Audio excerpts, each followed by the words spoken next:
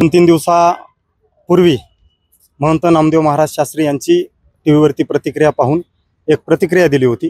संविधानिक मार्गाने त्या ठिकाणी प्रतिक्रिया दिली होती, परंतु ती प्रतिक्रिया ज्यावेळेस प्रसारमाध्यमांच्या समोर आली त्यावेळेस मात्र महाराष्ट्रभरातून महंत नामदेव महाराज शास्त्री यांचे अनुयायांचे फोन यायला लागले की तुम्ही शास्त्रींच्या विरोधात बोलतात, तुमची तेवढी लायकी आहे का, तुमची कुवत आहे का, तुम्हाला बघतोत मारतोत, अशा प्रचंड जीवे मारण्याच्या धमक्या दिल्या। मग ज्या अनोन नंबरवरून मला फोन आले, मला प्रचंड मानसिक त्रास झाला। म्हणजे तू कुठं सापड, तू महाराष्ट्रात कुठं फिर, तुला मारूनच टाकणार, अशा प्रचंड तीव्र म्हणजे जीवे मारण्याच्या धमक्या आल्या। मी आज अशी रितसर तक्रार दाखल केली, जे मोबाईल नंबरवरून आली, जी व्हिडिओ रेकॉर्डिंग आली ती रेकॉर्डिंग मी रितसर इथं एसपी ऑफिसला जोडून दिलेली आहे।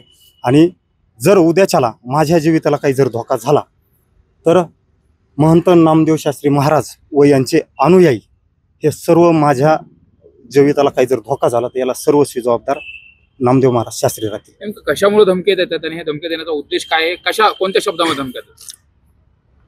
तुझ्यात तुझी लायकी आहे का, तुला बघतो, तू किती क्वालिटी आहे, तू त्यांच्या बरोबरची उंची आहे का, ते किती मोठे, तुम्ही किती, म्हणजे ते वाटल ते शिवीगाळ, एकदम नीच खालच्या स्तराची शिवीगाळ, ते मी इथं सांगू सुद्धा शकत नाही।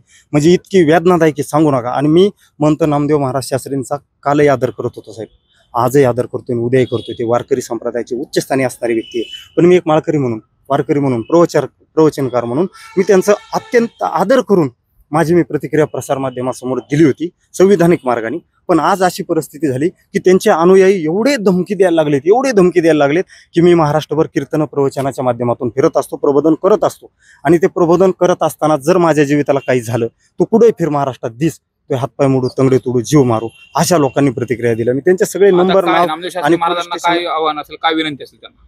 की नामदेव महाराज शास्त्री हे ज्ञानेश्वरीचे गाडे अभ्यासक आहेत। आमच्या वारकरी संप्रदायाच्या जे काही कीर्तनकार आहेत, माळकरी आहेत, वारकरी आहेत, यांचे एक ते आदर्श आहेत आणि त्यांचा विचार ज्ञानेश्वरी बाबतीत एकदम चांगला आहे।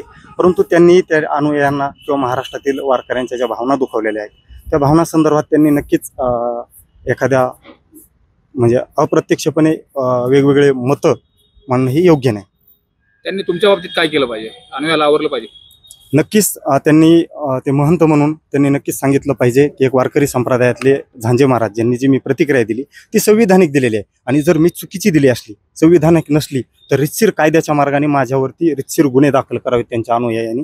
मी त्याला विरोध केलेला नाही, परंतु मला जीवे मारण्याची धमकी देणं, मला तुला फिरू देणार नाही, तुझे हातपाय तोडू, तुझी लायकी नाही, हे बोलणं मात्र नामदेव महाराज शास्त्रींनी त्यांच्या अनुयायांना सांगावं की बाबांनो, संविधानिक मार्गाने जे करायचे, इथं लोकशाही आहे, मी एक साधारण त्या ठिकाणी वारकरी आहे, कीर्तनकार आहे, तर माझ्या प्रतिक्रियेचं नामदेव महाराज शास्त्रींनी उत्तर द्यावं, आपल्या अनुयायांना आव्हान करावं। देश विदेशातील प्रत्येक घडामोडींचे लाईव्ह अपडेट मिळवण्यासाठी आता साम टीव्हीच्या सर्व सोशल मीडिया प्लॅटफॉर्मला लाईक, फॉलो आणि सबस्क्राईब करा। तसंच सर्व नोटिफिकेशनसाठी बेल आयकॉन प्रेस करायला विसरू नका।